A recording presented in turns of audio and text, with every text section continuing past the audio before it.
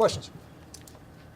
Did you like the spirit of practice today? I did. Yeah, I really did. I thought we had a very spirited practice, a lot of contact, and I thought it was good. I thought we did a pretty good job with the game plan for the first day.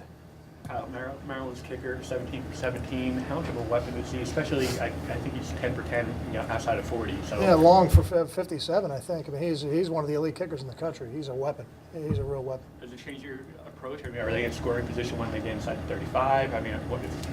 I mean, I would say they're in the scoring range when they get to the 40. If the wind is right. Looking at the early forecast, it doesn't look like there's going to be a lot of wind.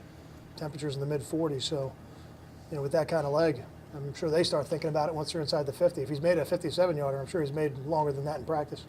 How much does what happens during the practice week carry over? Do you get a sense towards the end of the week how the practice was and how that'll translate? I think the execution of the game plan in practice is critical to give you the opportunity to do it on game day. There's no guarantee because the other teams have good players too, and they're working on their game plans. But it's been very rare where if you don't see it executed during the week, that you're feeling great about how you're going to execute it on Saturday against the starters and not the scouts. Get back to the kicking game with Alan Lucy. Is there extra stuff you can do to try and help him along? And is there a backup option if it's needed? We have other long snappers on the team. Alan's entire day is really devoted to long snapping. That's what he does. He's not a two-position player. He's a specialist. So every day he's working on his craft. Do you see improvement in the last couple of weeks? I saw improvement this week. I was excited to see that there was improvement this week, and he's working hard. He's got the ability. That's the most important thing at the start of it, and now we're just looking for the consistency.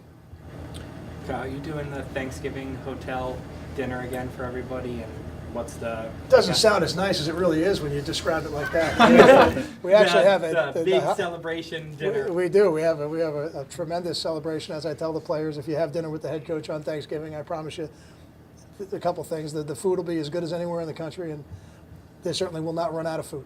We will not run out of food. But the Hyatt does a great job. They set up an entire room for us that makes it look like a living room and a dining room, and it looks a lot nicer than the way you described it, Ryan. What's the reception been like from the guys? You expecting a lot of people to come? Every year it's a little bit different. Last year I think we had, with staff, we had some staff members there as well, somewhere between 15 and 20 on the day. But sometimes the players go home with other families, which I encourage that too. I don't think there's a negative to that. I don't want to force anybody to have dinner with the head coach, but I'm available for them if they need me. Maryland has a winning record. I know your only motivation is just to win this game. Would it mean anything extra to beat a team with a winning record? I know it's been a while.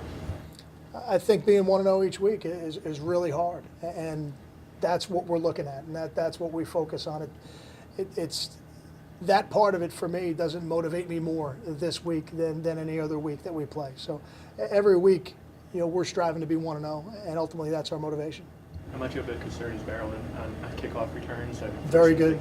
Yeah, they're very good. Number one in our conference, I think, and the first guy who was returning the kick at Diggs is not playing, I guess, but now they've taken their punt returner, who's tremendous and one of the best in our conference as well, and they've moved him back there, and he's doing it. So they do a nice job. They do a nice job in their coverage teams, and they do a nice job in their return teams. How about you covering? I mean, how have you been covering kickoffs this year? I'm pleased with the way we're covering kicks. I think, to me, kickoff return and kickoff coverage are want-to special teams. That's how I describe them to the players. They span a very long distance, and they take about as much time as any other play in all of football. And they're critical because that drive start statistic to me is very important. Kyle, with Gary's health, where is it now in relation to the injury he had? Is he all the way back, or is he still mobile? I don't know that he's all the way back. I don't think he'll be all the way back this season, maybe in a couple weeks. But I think he's a little bit better. I think each week he's a little bit better and maybe a little bit closer to 100%, but I don't think he'll be 100%. Have you seen it impact what he can do in any way? I mean, with whether it's escapability or anything like that? No, we're not going to make any excuses for anything. But I think what I would say is we're trying to make sure we give him things that are things that he can do and things that he can execute. Kyle, Ralph Region came up yesterday, but do you get a sense that Jim Panagos is also excited for this game?